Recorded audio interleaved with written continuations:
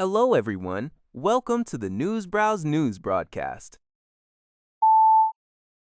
According to a report by evandg.com, a coalition of publishers representing nearly 400 regional and local newspapers in the United States has filed a joint lawsuit against Microsoft and OpenAI in the U.S. District Court for the Southern District of New York.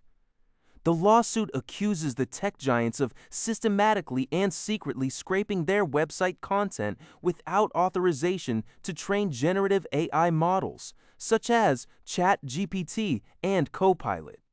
The plaintiffs allege copyright infringement and violations of the Digital Millennium Copyright Act, pointing out that while these AI products have generated billions of dollars in market value for the defendants, the original creators have received no compensation.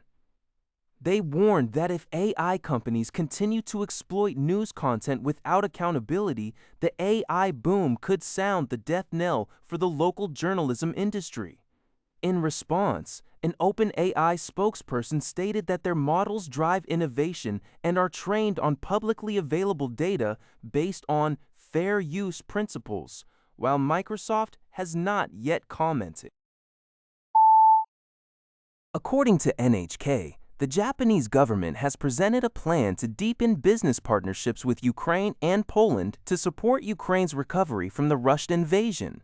During an international conference on Ukraine's reconstruction in Gdansk, Poland, the three nations jointly hosted an event where Japan's State Minister of Economy, Trade, and Industry, Yamada Kenji, emphasized Tokyo's commitment to sustainable, medium to long-term reconstruction. Yamada highlighted 7 signed agreements between Japanese companies and partners in Ukraine or Poland, focusing on critical sectors such as housing and energy infrastructure. A Ukrainian Economy Ministry official welcomed the development, expressing hope for stable, direct partnerships between Ukrainian and Japanese businesses alongside financial assistance. The annual conference, established in 2022, aims to foster public-private collaborations. Ukrainian Prime Minister Yulia Sviridenko indicated that new agreements exceeding 10 billion euros, approximately $11.3 billion, are expected to be signed during the 2-day event, underscoring the international scale of the reconstruction efforts.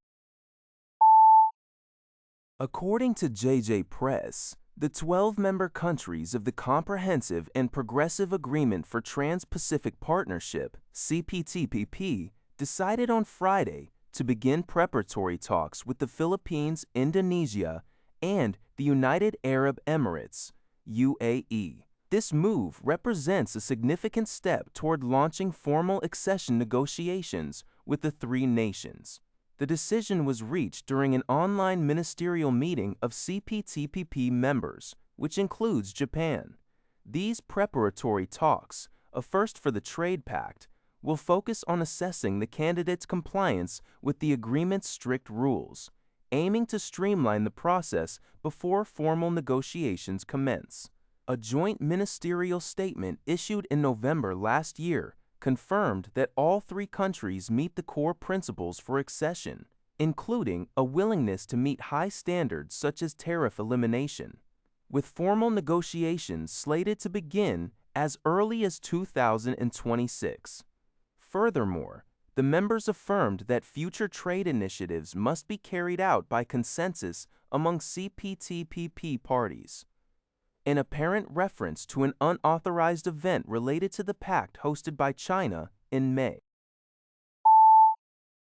According to NPR, King Charles III has announced that he will not move into Buckingham Palace following the completion of a massive 10-year, £369 million, 487 million badia Rydal Brainway Upestide. The palace, which has served as the London home of British monarchs since the time of Queen Victoria, will remain the ceremonial and operational center of the monarchy. However, the King and Queen Camilla will continue to reside at their nearby home, Clarence House.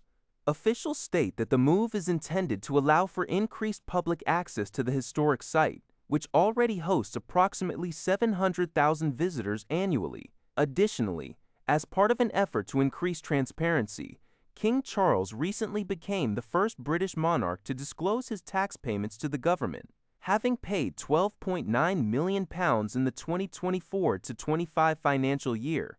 This shift reflects a broader effort by the Crown to modernize the institution, while navigating recent public scrutiny and distancing the monarchy from negative headlines involving other family members. According to a report by the Asahi Shimbun, Japan's defense ministry is considering adopting a U.S. military artificial intelligence system for the Self-Defense Forces (SDF) command and control operations. Multiple government sources revealed that the ministry is eyeing Palantir Technologies Inc.'s Maven Smart System, which provides data integration, operational planning, and target detection for the U.S. Department of Defense. The Takichi administration plans to revise key security documents in 2026 to integrate AI into the SDF's decision support systems and allocate related costs in the fiscal 2027 budget. However, this potential move has triggered debate within the Japanese government. Proponents of AI sovereignty argue that relying on foreign software poses significant risks, such as information leaks of confidential data and dependence on another nation for system usability. Consequently, there are rising calls within the ruling coalition to develop domestic AI command and control capabilities over the medium to long term. Some officials propose a transitional strategy, starting with a hybrid system that combines Japanese and foreign technologies before eventually switching to an entirely domestic AI version. That's all for this video. Thank you for watching. See you in the next video.